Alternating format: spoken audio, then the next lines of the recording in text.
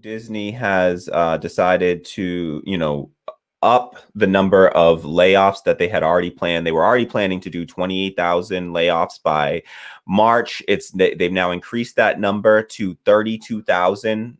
So Disney is expecting to lay off 32,000 of its workers by March. They have over 200,000 people employed, over 100,000 people employed in the United States. And this is that's a significant portion of their workforce. They're doing this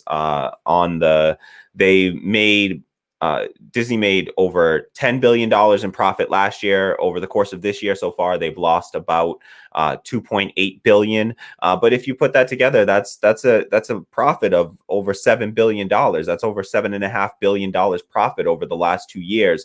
So where the hell did all that money go? So let's just check out this article real quick from CNN Business. Disney increases number of planned layoffs to 32,000 employees. This was published on November 26th. Walt Disney Co. is planning to shed 32,000 employees by the end of March, 4,000 more than previously announced, as the coronavirus pandemic continues to hammer its parks and resorts business. The additional layoffs were disclosed in a filing to the U.S. Securities and Exchange Commission on Wednesday. Disney employs around 223,000 people, according to its most recent annual report. It had already announced plans to cut about 28,000 jobs in September. So already they were planning to cut more than 10% of their workforce. More than 1 in every 10 employees would be without a job. That number has only increased now. The media and entertainment giant warned that it may also be forced to scrap its dividend in the future and reduce or not make contributions to pension and retirement medical plans. It said it could slash investment in television and film products and furlough or terminate even more employees. So even more than the 32,000 now announced. They said they may have to furlough or terminate even more than that, and also slash pensions, they said. Some of these measures may have adverse impact on our businesses, Disney said in the filing. The pandemic has slammed Disney's parks business, which has more than 100,000 employees in the United States. The company has also been forced to suspend cruise ship sailings and delay major film releases such as Black Widow, which was expected to be one of the year's biggest blockbusters. Now that the company is preparing to cut thousands more jobs than it announced in September, it could attract the ire of Senator Elizabeth Warren and Abigail Disney, who have already condemned the company for the layoffs. Abigail Disney is a granddaughter of Roy Disney, who founded the company in 1923 with his brother Walt Disney. Warren accused Disney of making short-sighted business decisions and rewarding executives and shareholders through, quote, hefty compensation packages, dividend payments, and share buybacks in the years leading up to the crisis, a position that Disney CEO Bob Chapek described as, quote, ill-considered and misleading. Abigail Disney has publicly backed the Democratic senator in the dispute. So they go on to say that one bright spot has been its streaming service, Disney Plus, which now has some 74 million subscribers and has become the focus of the business following an overhaul of its media and entertainment division. Chapek said in an earnings statement last week that its direct-to-consumer business is, quote, key to the company's future. Disney swung to a loss of $2.8 billion for the year to September 30th, marking a sharp reversal from the previous year when the company posted a $10.4 billion profit. Okay, so that's saying that Disney lost $2.8 billion up for the year up until September 30th, but last year they made a $10.4 billion profit. So that's $7.6 billion of profit over the past 2 years. So a company that has $7.5 billion in profit over the past 2 years is claiming that it can't afford to pay, to continue paying these 32,000 workers. I call BS, I call bullshit on that. You have $7.5 billion and you mean to tell me you can't cover the wages? You can't cover the wages of these people? That's absurd. That's absurd. What is it? You got 32,000 people. If you were giving them each, 100,000 or whatever, you just add those, those 5 zeros onto the 32,000 or whatever. So you're talking about, what is that? $320 million to cover the salaries for $100,000 each. You could give them $100,000 each for that amount. So Yeah, it sounds like it sounds like BS, right? It just seems like BS, right? So, and what is it? You know, so this is what these companies do. Let me just check my math on that. Sorry, y'all. 3.2 billion. Okay. So $3.2 billion covers $100,000 each, which we all know.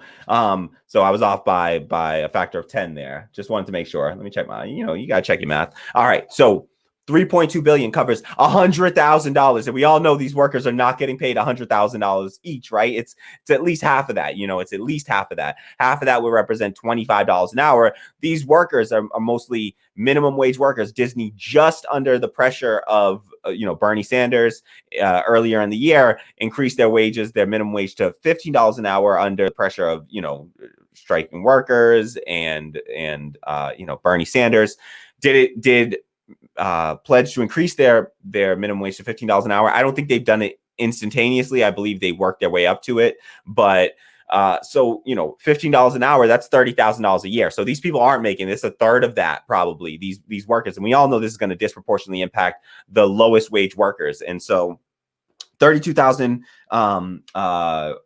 people laid off with $7.5 billion profit over the past 2 years. You could more than cover those people's wages. You could comfortably cover those wages. In fact, you can give them all a raise and send them all home to stay safe, to cover this pandemic. That's what you would do. And if you gave all, now, you often hear me advocate for workplace democracy. In a democratic workplace at this stage, you give all these workers a vote.